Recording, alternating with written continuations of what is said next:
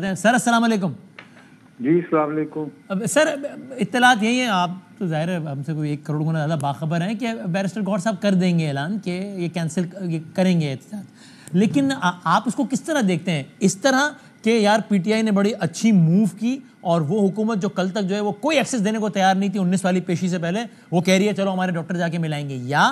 یہ they have done no favour to themselves? ابھی ایک تو یہ کہ ریاست نے, حکومت نے اسٹینڈ بھی لے لیا کہ نہیں ملواتے, نہیں گوھر صاحب آپ کو بھی نہیں ملوائیں گے, حامد رضا آپ کو بھی نہیں ملوائیں گے, نہیں شوکت خانہ کو ڈاکٹر بھی نہیں ملے گا, ہمارا پمز والا جا کے مل لے گا, آپ کو رپورٹ دے دے گا, ٹھیک ہے. اور پھر یہ بات یاد بھی رکھی جائے گی کہ انہوں نے پھر ایس سی او کے موقع پہ چھیڑ چھاڑ کی اور پھر اس کا نقصان بھی ہوگا. آپ کو ان دو میں سے کون سی پروبیبلٹی زیادہ لگتی ہے نصرت صاحب؟ میرا اپنا خیال ہے جی کہ پی ٹی آئی کی جو اکثریت ہے جو مین اسٹریم, ہاں وہ یہ فیل کرتی ہے کہ ہمیں اس موقع پر احتجاج کریں گے تو ہمیں اس کا لانگ ٹرم میں سیاسی نقصان ہوگا. کریکٹ. اس کی وجہ یہ ہے کہ دیکھیے آلریڈی ان پہ رائٹ اور رانگلی یہ بات تو چپکی ہوئی ہے نا کہ 2014 میں چین کے صدر نے پاکستان آنا تھا اور ان کا دھرنا چل رہا تھا پی ٹی آئی کا, اور ان سے صرف یہ ریکویسٹ کی جا رہی تھی کہ آپ 2-3 دنوں کے لیے مؤخر کر دیں تاکہ چینی صدر جو ہیں وہ یہاں تشریف لا سکیں. انہوں نے حکومت کی کوئی نہ سنی کیونکہ ان دنوں وہ سیف پیج پر تھے دوسری طرف والوں سے, انہیں حکومت کو ہٹانا تھا, راحیل شریف صاحب کو ایکسٹینشن جائے گی.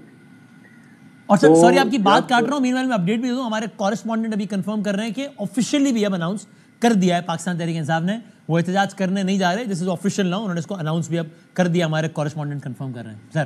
جی چلیں جی, تو وہی میں آپ سے عرض کر رہا ہوں کہ مین اسٹریم کا جو ہے نا وہ یہی تھا بھیا, اور اس میں یہ کہ 2014 میں بالآخر یہ ہوا تھا, اب ہم یہ بات ریویل کر سکتے ہیں کہ چینی سفارت خانے نے از خود رابطہ کیا تھا شاہ محمود قریشی صاحب سے, اور ان سے ایک لیٹ نائٹ تک میٹنگ ہوئی تھی جس میں ریکویسٹ کی گئی تھی کہ سر آپ چینی صدر کی آمد کو یقینی بنانے کے لیے برائے مہربانی عمران خان صاحب کو مشورہ دیں کہ وہ 2-1 دنوں کے لیے مؤخر کر دیں. عمران خان صاحب جو ہیں وہ بالکل نہ مانے,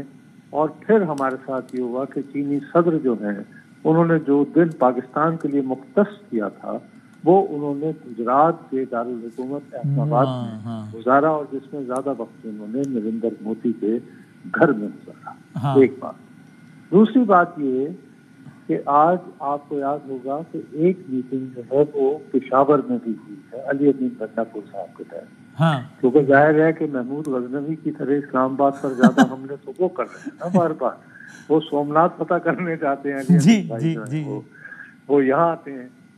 اس میں شرکاء کی جو اس کے اختتام پر جو اعلامیہ جاری کیا گیا